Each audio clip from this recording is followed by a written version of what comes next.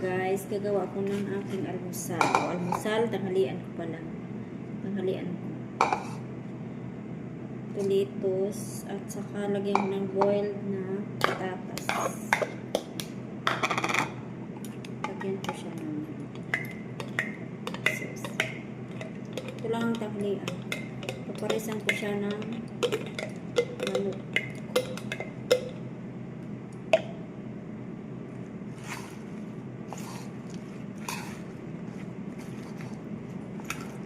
Healthy muna kainin natin, guys. Mahirap na. Mahirap na kumain tayo ng mga kung-ano. Hindi pa ang sarap.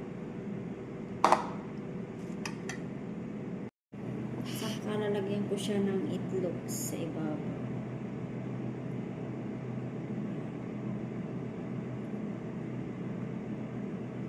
Dalawang itlog. Para may protein ang ating salad. Diba? Yummy! Yummy ang ating salad, guys. Thank you for watching. So, ito na ang aking salad sa tanghalian. So, guys, kain na tayo ng salad.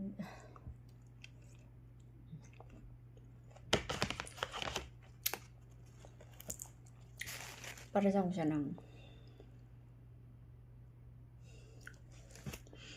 manok.